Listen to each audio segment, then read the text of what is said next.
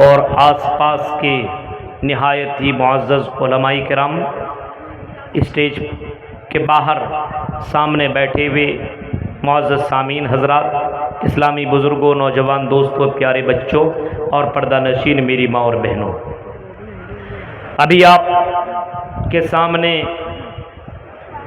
شیخ ممتاز العارفی صاحب مسجد کی تعمیر و توسیع کے تعلق سے آپ سے چندہ لے رہے تھے، اور میرے بعد ابھی شیخ سیف الاسلام صاحب بھی اسی کام کے لیے آپ کے بیچ میں حاضر ہوں گے۔ بیچ میں مجھے بس تھوڑی دیر کے لیے لایا گیا ہے کیونکہ مجھے جانا ہے اور کل میرے ڈیوٹی بھی ہے، جس کی وجہ سے میں نے ان کی جگہ پہ اپنی جگہ لے لی کہ مجھے یہ ٹائم دے دیا جائے تھوڑی دیر کے لیے، اس کے بعد پھر ان کو کرسی پر براجمان کر دیا جائے گا۔ اللہ تعالیٰ سے دعا ہے کہنے والے کو، سننے والے کو، سب کو عمل کرنے کی پوری توفیق عطا فرمائے، آمین۔ میں نے قرآن کریم 21واں پارہ سے ایک آیت کریمہ آپ کے سامنے تلاوت کی ہے، اسی کی روشنی میں چند اہم باتیں آپ کے سامنے رکھوں گا۔ اللہ رب العالمین نے اس دنیا کو کھیل اور تماشا بتایا ہے، اس دنیا کو کھیل بتایا ہے، تماشا بتایا ہے، اور آخرت کی زندگی کو باقی رہنے والی زندگی اور کبھی فنا نہ ہونے والی زندگی بتا دیا۔ اور قرآن کریم کی آیت کریمہ کے اندر یہ بات بتائی گئی ہے کہ وَمَا هَٰذِهِ الْحَيَاةُ الدُّنْيَا إِلَّا لَعِبٌ وَلَهْوٌ، یہ دنیا کھیل اور تماشا ہے۔ کہیں اللہ رب العالمین نے اس دنیا کو دھوکہ قرار دیا گیا ہے، وَمَا الْحَيَاةُ الدُّنْيَا إِلَّا مَتَاعُ الْغُرُورِ، یہ دنیا تو دھوکہ دینے والی ہے۔ اور جب اس آیت پر غور کریں گے تو واقعی ہمیں یہ بات سمجھ میں آ جائے گی کہ واقعی یہ دنیا دھوکہ دے دیتی ہے۔ آپ نے دنیا میں بہت کچھ کمایا، بہت محنت کی، آپ نے بنگلہ بنایا، آپ نے بینک بیلنس جمع کیا، آپ نے بہت پیسے اپنی زندگی میں جمع کیے، لیکن اچانک ہارٹ اٹیک ہو گیا، آپ کی موت ہو گئی۔ یہ دنیا نے آپ کو دھوکہ دے دیا، جو پیسہ آپ نے جمع کیا وہ آپ کا کام نہ آیا، جو بلڈنگیں آپ نے بنائی وہ آپ کے کام نہ آئی، جو پراپرٹی آپ نے خریدا وہ آپ کا کام نہ آیا۔ میرے بھائیوں، اسی وجہ سے قرآن کہتا ہے وَمَا الْحَيَاةُ الدُّنْيَا إِلَّا مَتَاعُ الْغُرُورِ، یہ دنیا تو دھوکہ دینے والی ہے۔ اس کو ہم اور آپ سمجھ نہیں پا رہے ہیں۔ اسی وجہ سے آپ دیکھیے یہ جلسہ مسجد کے لیے ہے، کتنے لوگ ایسے ہوں گے جن کے جیب میں پیسہ ہے، بہت پیسے والے مسجد بھی بنا سکتے تھے، لیکن اس کو دنیا کی لالچ ہے اور اس دنیا کی فکر ہے، اس دنیا کے لیے وہ پیسہ جمع کر رہے ہیں۔ ان سے علماء مانگ رہے ہیں مسجد کے لیے پیسہ دے دو، کیونکہ اللہ کے نبی نے کبھی فرمایا من بنا للہ مسجدا بنا اللہ لہ بیتا فی الجنہ، جس نے مسجد اللہ کے لیے بنائی اللہ تعالیٰ اس کے لیے جنت میں گھر بنائے گا۔ اللہ کے نبی کی یہ حدیث بھی سنائی جا رہی ہے، لیکن دنیا دار ایسے ہیں، دنیا کے لالچی ایسے ہیں، دنیا میں ڈوبنے والے آپ کو لوگ ایسے ملیں گے جو دنیا میں اتنا ڈوب چکے ہیں کہ اپنے جیب سے پیسہ نہیں نکل رہا ہے، مسجد کے لیے ان کے جیب سے پیسے تک بھی نہیں نکل رہا ہے۔ کچھ لوگ ایسے ہیں جلسے سنیں گے، آئیں گے، کھائیں گے، پیئیں گے، چلے جائیں گے، ان کو لگتا ہے یہ سب بیکار کی چیزیں ہیں۔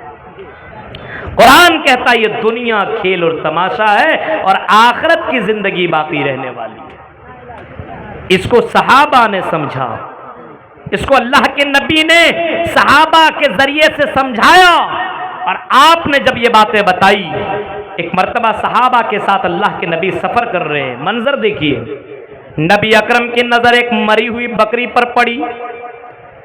جب ایک مری ہوئی بکری پر اللہ کے نبی کی نظر پڑتی ہے، صحابہ کرام کو روکتے ہیں اور اللہ کے نبی مری ہوئی بکری کے پاس پہنچ جاتے ہیں، اور اس مری ہوئی بکری کے کان کو آپ نے پکڑا، اور پکڑنے کے بعد صحابہ سے کہا او میرے صحابیوں بتاؤ اس مری ہوئی بکری کو کون خریدے گا؟ صحابی کہتے اللہ کے نبی یہ تو مر چکی ہے، اس کو کون خریدے گا؟ فری میں بھی دے تو کوئی لینے کے لیے تیار نہیں۔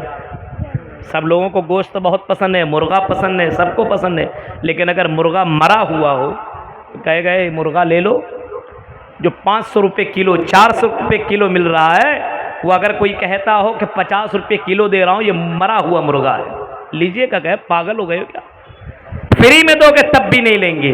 صحابہ نے بھی یہی کہا، اے اللہ کے نبی یہ تو مر چکی ہے، اس کو فری میں بھی دیں گے پھر بھی لینے کے لیے تیار نہیں، یہ تو ہماری نظر میں بہت ہی زیادہ حقیر ہے۔ اللہ کے نبی صلی اللہ علیہ وسلم نے صحابہ کرام کے درمیان میں آپ نے فرمایا، او میرے صحابیوں، جس طریقے سے تمہاری نظر میں، تمہاری درشٹی میں، جس طرح تمہاری نظر میں یہ بکری بہت ہی زیادہ حقیر ہے، تم اس کو خریدنے کے لیے تیار نہیں، فری میں لینے کے لیے تیار نہیں، ایسی ہی اللہ کی نظر میں یہ دنیا مری ہوئی بکری سے بھی زیادہ حقیر ہے۔ اس دنیا کے چکر میں رہ کر کے آخرت کو برباد مت کرو۔ آپ نے اس انداز سے لوگوں کو سمجھایا کہ ان کی زندگی میں دنیا آئی۔ الگ الگ صحابہ کرام کی زندگی پڑھیں گے، کسی کو گورنر بنایا، کسی کو خلیفہ بنایا، کسی کو مسلمانوں کا امیر بنایا، ان کی زندگی میں دنیا آئی لیکن دنیا دار نہ بنے۔ حالانکہ آپ نے کبھی فرمایا تھا، اے لوگوں مجھے اس بات کا ڈر نہیں ہے ان تشرکوا بعدی، کہ میرے بعد تم شرک کرنے لگو گے، مجھے اس بات کا ڈر نہیں ہے، مجھے اس بات کا ڈر ہے کہ میں اس بات سے ڈرتا ہوں کہ ما خاف علیکم الدنیا، میں اس بات پر ڈرتا ہوں کہ تم دنیا دار بن جاؤ گے، ان تنافسوا فیہا، تم دنیا کے لیے کمپٹیشن کرنے لگو گے، دنیا کے لیے ایک دوسرے کو قتل اور مرڈر کرنے لگو گے، دنیا دار بن جاؤ گے۔ اللہ کے نبی صلی اللہ علیہ وسلم نے یہ بھی فرمایا، کبھی آپ نے اس انداز سے لوگوں کو فرمایا کہ میری امت میں ایک بیماری ہوگی جس کا نام وہن ہوگا۔ صحابہ کرام کہتے ہیں اللہ کے نبی یہ وہن کون سی بیماری ہے؟ آپ نے فرمایا حب الدنیا و کراہیت الموت، دنیا سے ان کو بڑی محبت ہو جائے گی اور آخرت سے ان کو نفرت ہو جائے گی، آخرت سے یہ دور بھاگنے لگیں گے۔ آج دنیا کو آپ دیکھ کے دنیا والوں کو، اپنے سماج، اپنے لوگوں کو، اپنے پریوار اور اپنے علاقے کے لوگوں کے اوپر نظر دوڑائیں گے تو آپ کو یہ بات بالکل کلیئر ہو جائے گی کہ لوگ دنیا سے محبت اتنا کرنے لگے ہیں کہ دنیا دنیا کر رہے ہیں اور آخرت کو بھول چکے ہیں۔ صحابہ ایسے نہیں تھے، اللہ کے نبی ایسے نہیں تھے، نبی کے صحابہ ایسے نہیں تھے۔ آپ حضرت ابو عبیدہ بن جراح کی سیرت اٹھائیے۔ حضرت ابو عبیدہ بن جراح کو اللہ کے نبی صلی اللہ علیہ وسلم کے دور میں اللہ کے نبی نے حضرت ابو عبیدہ کو جنتی قرار دیا۔ یا ابو عبیدہ بن جراح وہ صحابی ہیں جو عشرہ مبشرہ کے اندر شامل ہیں۔ حضرت عمر فاروق نے ابو عبیدہ بن جراح کو ملک شام کا گورنر بنایا۔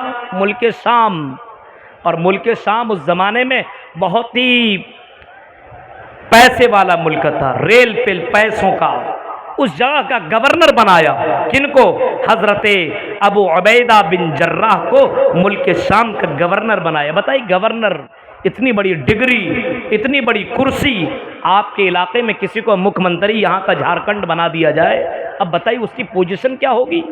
ایک عام نیتا کی کیا پوزیشن ہو جاتی ہے، ایک مکھیا کی کون سی پوزیشن بن جاتی ہے، وہ آپ دیکھ سکتے ہیں۔ جو اس کرسی پر براجمان ہوتا ہے وہ کیسے دنیا دار بن جاتا ہے۔ آپ کی نظروں سے یہ کوئی چیز چھپی اور ڈھکی ہوئی نہیں ہے، آپ اس بات کو دیکھ رہے ہیں۔ لیکن ابو عبیدہ بن جراح کی سیرت پڑھیے آپ، ملک شام کا گورنر بنایا۔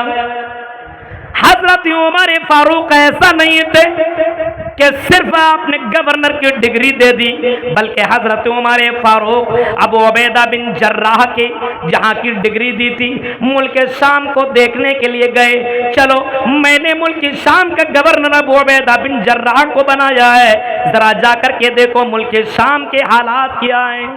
حضرت عمر فاروق ملک شام پہنچے، ابو عبیدہ بن جراح کو بلایا، اے ابو عبیدہ بن جراح مجھے ملک شام گھمائیے، دکھائیے۔ الگ الگ پیلیس، الگ الگ جگہوں پہ لے کے گئے، یہاں یہ ہے، یہاں یہ ہے، یہاں یہ ہے، سب کچھ بتایا گیا۔ جب کچھ دن ہو گئے، عمر فاروق کہتے ہیں ابو عبیدہ بن جراح میں نے تمہیں گورنر بنایا، کہا کہ ہاں۔ اے ابودا بن جراح میں تمہارے پاس آیا ہوں، اے ابو عبیدہ کیا تم اپنا گھر اپنا مکان نہیں دکھاؤ گے؟ اب ہم یہیں پہ آتے ہیں تو ظاہر سی بات کسی سے بہت دوستی ہو بہت تعلقات ہو تو اس سے ضرور کہتے رہے اپنا گھر تو لے کر کے چلیے۔ حضرت عمر فاروق نے ابو عبیدہ بن جراح سے یہی کہا، اے ابو عبیدہ بن جراح اپنا گھر تو دکھاؤ۔ ابو عبیدہ بن جراح کہتے ہیں اے امیر المومنین میرا گھر مت دیکھیے۔ امیر المومنین کہتے ہیں کیوں؟ اتنا یہ مالدار ملک ہے اور یہاں کے تم گورنر ہو۔ امیر المومنین کے دل میں یہ خیال آ رہا ہے کہ ابو عبیدہ بن جراح کے پاس بھی بہت پیسہ آ گیا ہوگا، ان کی بلڈنگ بھی بہت ہی خوبصورت ہوگی، ان کا گھر بھی بڑا شاندار ہوگا، کیونکہ ملک شام اتنا خوبصورت ہے تو ان کا ملک بھی ان کا گھر بھی بڑا خوبصورت ہوگا۔ ابو عبیدہ بن جراح سے جب بہت زیادہ ضد کرنے لگے امیر المومنین تو حضرت ابو عبیدہ تیار ہو گئے اور حضرت عمر فاروق سے کہتے ہیں چلیے آپ کو میں اپنا مکان دکھاتا ہوں۔ لے کر کے جانے لگے۔ جب شہر کے اندر انٹری کیے امیر المومنین کو لگا کہ یہاں کا سب سے بڑی جو بلڈنگ ہے، سب سے بڑا جو بنگلہ ہے وہی بنگلہ یہ ابو عبیدہ بن جراح کا ہوگا۔ لیکن جیسے جیسے ان تمام بلڈنگوں کو کراس کرتے چلے گئے، وہ شہر کو پار کرتے چلے گئے، امیر المومنین کہتے ہیں ابو عبیدہ بتاؤ یہ شہر تو گزر رہا ہے، تمہارا گھر کون سا ہے، تمہارا مکان کون سا ہے بتاؤ۔ ابو عبیدہ کہہ رہے ذرا اور آگے چلیے، شہر ختم۔ حضرت عمر فاروق کہتے ہیں اب تو بتاؤ کہاں ہے؟ کہا کہ ذرا اور آگے چلیے۔ شہر سے باہر نکلتے ہیں، ایک جھونپڑی پر نظر پڑتی ہے۔ ابو عبیدہ کہتے ہیں امیر المومنین وہ جھونپڑی جو نظر آ رہی ہے، وہ جو گھر دکھ رہا ہے وہی میرا گھر ہے۔ امیر المومنین کو سمجھ میں نہیں آ رہا ہے اتنا بڑا ملک اور اس ملک کی گورنر ابو عبیدہ ہے اور شہر کے اندر مکان بھی نہیں بنائے اور ایک جھونپڑی میں رہ رہے ہیں۔ اندر داخل ہوتے ہیں، گھر کے اندر کوئی سامان نہیں ہے، ایک مصلی رکھا ہوا ہے۔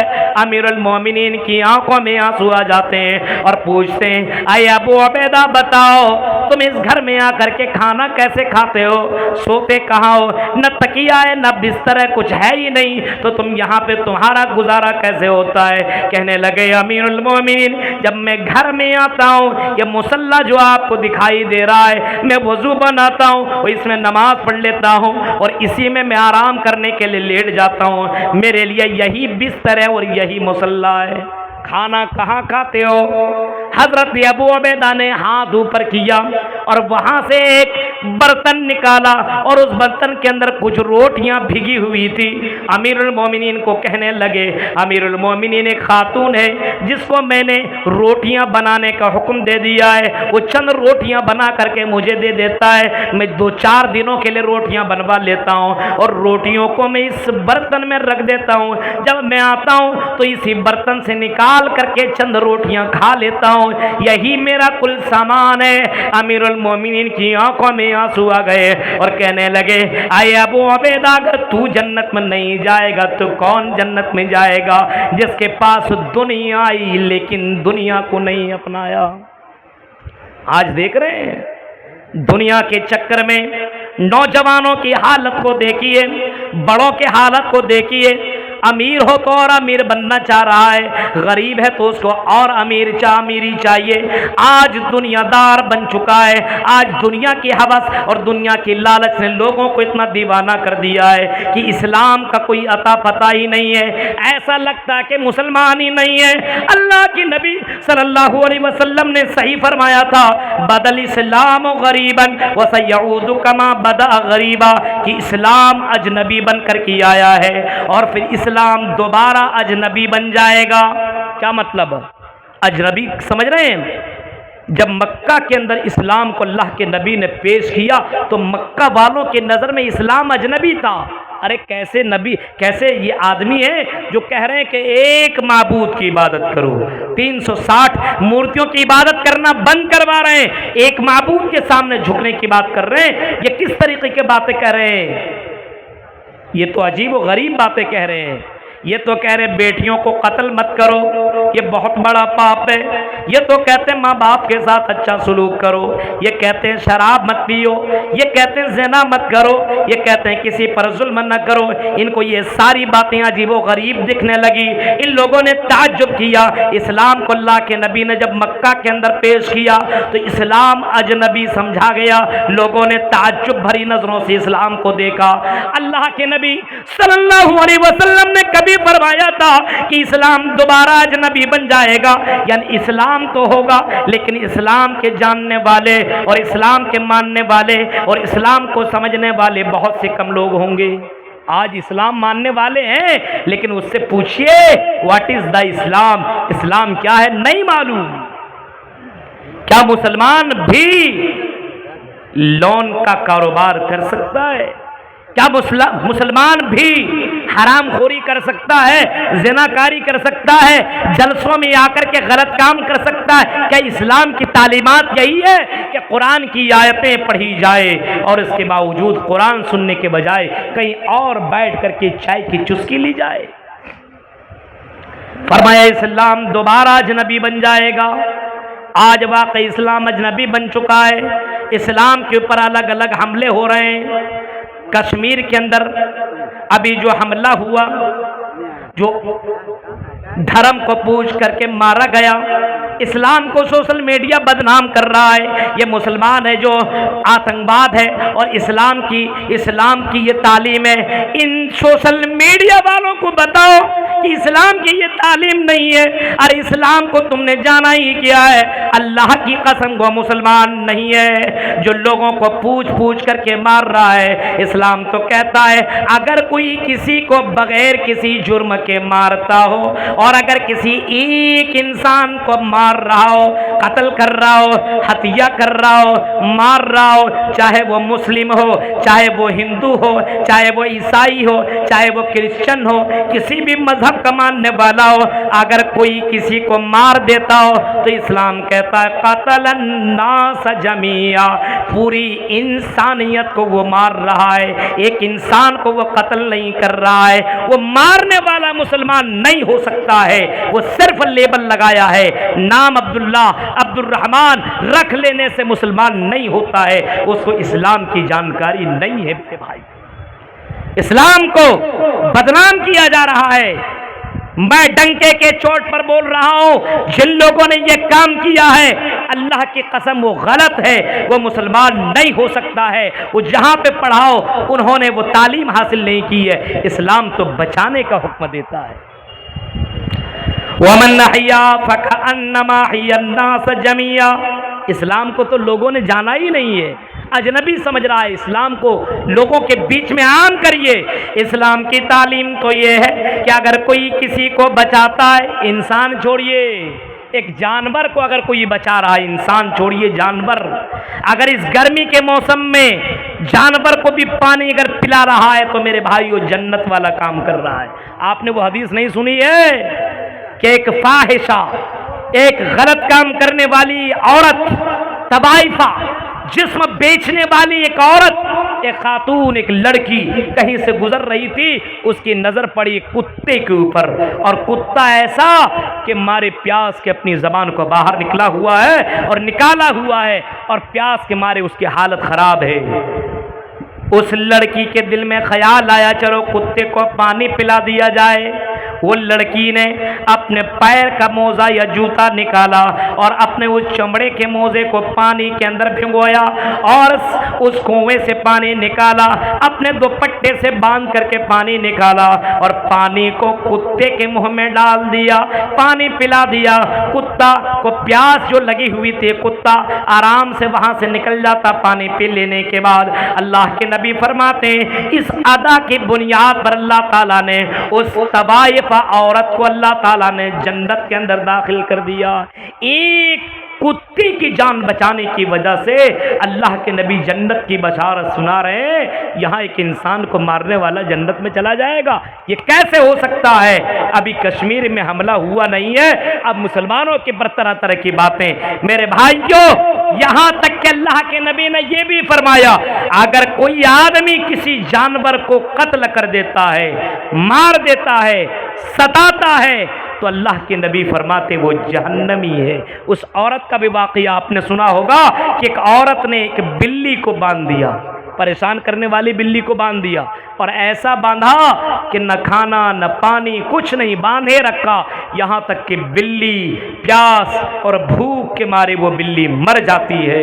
امام کائنات فرماتے ہیں دخل النار، وہ عورت اس کرتوت کی بنیاد پر جہنم کے اندر چلی جاتی ہے۔ اب تصور کیجئے، ایک جانور کو مار دینے کی وجہ سے ایک عورت جہنم کے اندر جا رہی ہے، انسان نہیں ہے، ایک جانور ہے، اور اس کے اوپر ظلم کیا جس کی بنیاد پر اللہ نے اس کو جہنم کے اندر داخل کر دیا۔ اب ایک انسان کو مار رہا اور جنت، یہ کیسے ہو سکتا ہے؟ اسلام کو اجنبی لوگوں نے بنا دیا ہے۔ اسلام کی تعلیمات کو عام کریے۔ آج مسلمانوں نے اسلام کو بدنام کیا ہے۔ آج ایک مسلمان ہے شراب پی رہا ہے، مست مولا ہے۔ آج مسلمان ہے لڑکیوں کو بھگا رہا ہے۔ آج مسلمان ہے کھلم کھلا چوری کر رہا ہے، ڈکیتی کر رہا ہے، مسجدوں میں جا کر کے مسجدوں کے پیسوں کو چرا رہا ہے۔ میرے بھائیو، یہ کون سا اسلام ہے؟ اللہ کے نبی فرماتے ہیں کہ دوبارہ اسلام اجنبی بن جائے گا۔ آج ہم نے اسلام کو اجنبی بنا دیا ہے۔ میرے بھائیو، اسلام زندہ تھا، اسلام زندہ ہے اور اسلام زندہ رہے گا۔ اسلام کی تعلیمات کو بڑھانے کی ضرورت ہے، لوگوں میں عام کرنے کی ضرورت ہے۔ اس سوشل میڈیا کو بتاؤ کہ اسلام کی تعلیم نہیں ہے، یہ جس نے بھی کیا غلط کیا ہے، اللہ کی قسم وہ مسلمان نہیں ہو سکتا ہے، وہ جنت کے اندر داخل نہیں ہو سکتا، ایسا کام کرنے والا جنت میں جا نہیں سکتا ہے۔ میرے پیارے ساتھیوں، اسلام کو بدنام کیا جا رہا ہے۔ بدل اسلام غریبا وسیعود کما بدأ غریبا، ایک زمانہ ایسا آئے گا کہ اسلام پھر سے دوبارہ اجنبی بن جائے گا۔ آج اسلام اجنبی ہو چکا ہے۔ آج جنازے کی دعا کسی سے پوچھئے نہیں معلوم، سواری کی دعا پوچھئے نہیں معلوم، بازار میں جانے کی دعا پوچھئے نہیں معلوم، اجلاس میں مجلس میں بیٹھنے کی دعا پوچھئے نہیں معلوم، مجلس کے اختتام کی دعا پوچھئے نہیں معلوم، بیوی سے ملنے کی دعا پوچھئے نہیں معلوم، کچھ نہیں معلوم۔ اور پوچھئے کیا ہو تم؟ بولے گا آئی ایم مسلم، اور اتنا ہی نہیں میں اہل حدیث ہوں۔ یہ کون سے اہل حدیث ہوں؟ میرے بھائیوں، سمجھ میں بات نہیں آتی ہے۔ اللہ کے نبی فرماتے ہیں فَطُوبَى لِلْغُرَبَاء، اجنبیوں کے لیے بشارت ہے۔ صحابہ پوچھتے ہیں وَمَا الْغُرَبَاءُ یا رسول اللہ، اے اللہ کے نبی یہ اجنبی کون لوگ ہیں اور کن کے لیے آپ جنت کی بشارت سنا رہے ہیں؟ اللہ کے نبی فرماتے ہیں الَّذِينَ يُصْلِحُونَ اِذَا فَسَدَ النَّاسِ، جب سماج کے اندر بہت زیادہ برائیاں پھیل جائیں گی، سماج کے اندر گندگیاں پھیل جائیں گی، ایسے وقت میں کچھ لوگ آئیں گے جو اصلاح کا کام کریں گے، جو دین کا کام کریں گے، جو اچھا کام کریں گے، جو جنت میں جانے والے اعمال بتائیں گے، جو جہنم سے بچنے والے اعمال بتائیں گے۔ ایسے لوگوں کے لیے جنت کی بشارت ہے، ایسے لوگوں کے لیے خوشخبری ہے۔ میرے پیارے ساتھیوں، یہ مسجدیں جو بنائی جا رہی ہے، ان مسجدوں سے بھی تو اللہ کا پیغام عام ہوگا۔ اس وجہ سے مسجد کو زندہ رکھو، مسجد کو آباد کرو۔ اے مسلمانوں، دنیا کے اندر آئے ہو تو دنیا دار مت بنو، دنیا کے اندر جو تمہارا حصہ اس کو ضرور لو، لیکن دنیا کے اندر اتنا ڈوب مت جاؤ کہ مرنے کے بعد کی زندگی کو بھول جاؤ، اور دنیا دار اتنا مت بن جاؤ کہ اللہ ہی کو بھول جاؤ، اللہ کی عبادت ہی کو بھول جاؤ، اللہ کی بندگی کرنا بھول جاؤ۔ اللہ کے نبی صلی اللہ علیہ وسلم نے باقاعدہ کئی مرتبہ لوگوں سے آپ نے فرمایا کہ لوگوں، یہ دنیا مومن کے لیے قید خانہ ہے، الدنیا سجن للمومن، یہ دنیا مومن کے لیے جیل ہے، قید خانہ ہے، یہ کافر کے لیے جنت ہے۔ آج مسلمانوں نے اس کو جنت بنا لیا ہے۔ جلسہ میں بھی آتا ہے وہی والا کام، شادی بیاہ میں دیکھی وہی معاملہ، مرد عورت کا معاملہ دیکھیے، وہی معاملہ دنیا دار. آج شادی بیاہ میں بھی صرف دنیا، جہاں سے دولت مل رہی وہیں شادی کریں گے. آج لڑکیاں بھی اسی دولت کے چکر میں گرفتار ہیں میرے بھائی. غریب آدمی کی یہاں شادی نہیں کرے گی، کیوں؟ ارے یہ کیا کھلائے گا پلائے گا. اللہ کے نبی نے اپنے بیٹی کس کو دی؟ نبی کے پاس رشتہ آیا بڑے بڑے امیروں کا، یہاں تک کہ بادشاہوں کی طرف سے محمد رسول اللہ کے پاس نکاح کا پیغام آیا. اللہ کے نبی اپنی بیٹی کا نکاح ہم سے کر دیجئے. اللہ کے نبی نے اپنی بیٹی کا نکاح کن سے کیا؟ ایک دیندار حضرت علی کے ساتھ آپ نے نکاح کیا، جن کے پاس گھر بھی نہیں، مکان بھی نہیں، رہنے کے لیے کوئی جگہ نہیں ہے. اللہ کے نبی نے ایک دیندار شخص کو اللہ کے نبی اپنے بیٹی دے رہے ہیں. آج ذمہ داروں کی ضرورت ہے کہ اپنے بیٹیاں دیندار لوگوں کو دو، سماج کے اندر دینداری پیدا کرو. یہ دنیا کی دولت کے چکر میں جو تم دوڑ رہے ہو، بھاگ رہے ہو اور اللہ کو بھول رہے ہو، اللہ کہہ رہا ہے وَمَا هَٰذِهِ الْحَيَاةُ الدُّنْيَا إِلَّا لَعِبٌ وَلَهْوٌ. اے لوگو یہ دنیا تو کھیل تماشا ہے. وَإِنَّ الدَّارَ الْآخِرَةَ لَهِيَ الْحَيَوَانُ، اور آخرت کی زندگی ہمیشہ رہنے والی ہے. لَوْ كَانُوا يَعْلَمُونَ، کاش کہ لوگ اس بات کو جان جائیں. اسی وجہ سے اللہ کے نبی صلی اللہ علیہ وسلم نے ایک صحابی جن کا نام حضرت عبداللہ ابن عمر ہے، ان کے کاندھے پہ آپ نے ہاتھ رکھا، اور ہاتھ رکھنے کے بعد آپ نے بڑے پیار سے آپ نے سمجھایا کن فی الدنیا کأنک غریب. اے عبداللہ ابن عمر، دنیا کے اندر رہو تو تم اجنبی بن کر کے رہو، او عابر سبیل، یا پھر مسافر بن کر کے زندگی کاٹو. اجنبی یا پھر مسافر ایسی زندگی کاٹو گویا کہ تم مسافر ہو. ایسا نہیں لگنا چاہیے کہ دوبارہ تمہیں مرنا ہی نہیں. آئے ہو تو ہمیشہ یہی رہو گے. آج دیکھیں بلڈنگ پہ بلڈنگ بنائی جا رہی ہے، گاڑیوں پہ گاڑیاں، بینک بیلنس سے بیلنس، سب کچھ جمع کیا جا رہا ہے، لیکن آخرت کی تیاری نہیں ہو. مسجد کے لیے جلسہ ہے اور اس میں بھی سیاست. آپ نے جو دیا وہی کام آنے والا ہے، اور لینے والا کیا کر رہا ہے؟ اگر غلط کرے گا تو وہ بھگتے گا، وہ اس کی ذمہ داری ہے. لیکن آپ نے دے دیا، اللہ نے لکھ لیا. میرے بھائیوں، آپ کی نیکیوں میں کوئی کمی آنے والی نہیں ہے. مسجد کے لیے اگر چندہ مانگا جا رہا ہے تو آپ اتنا چندہ دے دیجئے کہ اللہ کی یہاں جائیے تو باقاعدہ فخر کے ساتھ بولیے کہ اللہ تیرا گھر بن رہا تھا اور تیری گھر کے لیے میرے پاس 100 ہی روپیہ تھا، میں نے 100 روپیہ نکال کر کے دی. شاید کی یاد اللہ کو پسند آ جائے. میرے بھائیوں، تو دنیا دار بننے کی ضرورت نہیں. دنیا آئی لیکن دنیا لینے کی کوشش نہ کی. ایک منظر بیان کر کے میں اپنی بات کو ختم کرتا ہوں. آپ نے نام سنا ہوگا سالم بن عبداللہ کا. یہ کون ہے؟ حضرت عمر فاروق کے یہ پوتے ہیں سالم بن عبداللہ. یہ خانہ کعبہ میں طواف کرنے کے لیے آئے ہوئے ہیں عمرہ کی نیت سے، اور اسی خانہ کعبہ کے اندر ہشام بن عبد الملک بھی خانہ کعبہ کا طواف کر رہا ہے. ہشام بن عبد الملک خانہ کعبہ کا چکر لگا رہا ہے. لوگوں کی بھیڑ ہشام بن عبد الملک کے ساتھ ہے کیونکہ وہ خلیفۃ المسلمین ہے، وہ امیر المومنین ہے. لیکن کیا دیکھتا خلیفۃ المسلمین کہ اچانک لوگوں کی بھیڑ ہم سے دور ہوتی بھی جا رہی ہے، اور سالم بن عبداللہ جو کہ نوجوان لڑکا ہے، نوجوان آدمی ہے، ان کے ساتھ لوگوں کی بھیڑ ہو جاتی ہے. اور سالم بن عبداللہ اللہ کا نام لے رہے ہیں اور دعا کرتے ہوئے خانہ کعبہ کا طواف کر رہے ہیں. لوگوں سے پوچھا سالم بن عبداللہ کے بارے میں یہ کون ہے؟ لوگوں نے بتایا سالم بن عبداللہ ہے، یہ عمر فاروق کے پوتے ہیں، بہت ہی دیندار ہیں، متقی ہیں، محدث ہیں، یہ حدیث بیان کرنے والے یا عالم دین ہے. اسی وجہ سے لوگوں کی بھیڑ سالم کے ساتھ جڑ چکی ہے. حضرت سالم بن عبداللہ کو جب دیکھا اور غور سے دیکھا تو کپڑے پرانے، جوتا ہاتھ میں لیے ہوئے ہیں، وہ بھی پرانا سا جوتا پہنے ہوئے ہیں. امیر المومنین ان کے پاس پہنچے اور پہنچنے کے بعد کہتے ہیں سلی حاجہ. آئے سالم بن عبداللہ، یہ بتائیے کوئی ضرورت ہے تو مانگنا ہے تو مانگ لیجئے.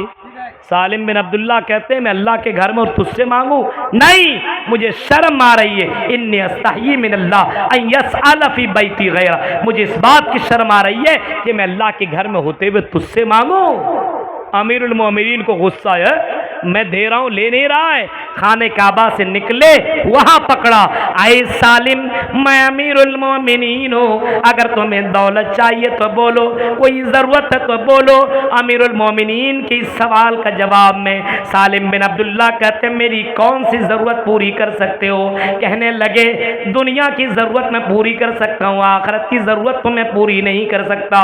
सालिम बिन अब्दुल्ला का जवाब सुनो बुआरी जोर के लोगों और दुनियादार बनने वालों। सालिम बिन अब्दुल्ला ने कहा मा सअल्तु दुनिया मैं यमलिकुहा फकैफा सलुहा मल्ला यमलिकुहा।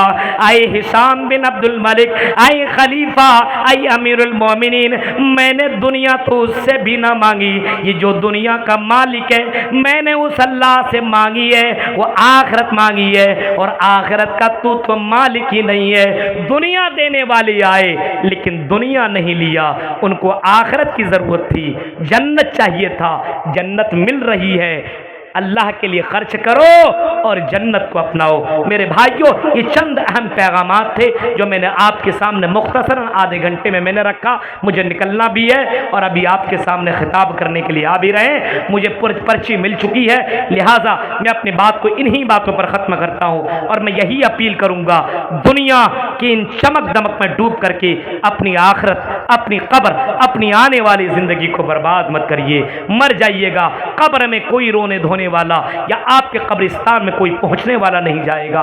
मेरे भाइयों इसी दुनिया में अपनी आने वाली जिंदगी की तैयारी कर लीजिए, इस दुनिया की हकीकत को समझिए, ये दुनिया फानी है, धोखा देने वाली है, ये दुनिया की चमक दमक में सहाबा कराम भी नहीं पढ़े, अल्लाह के नबी भी नहीं पढ़े, सीरत को आप पढ़िए, आपको पता चलेगा कि लोगों ने किस तरीके से दुनिया से अपने आप को बचाने की कोशिश की।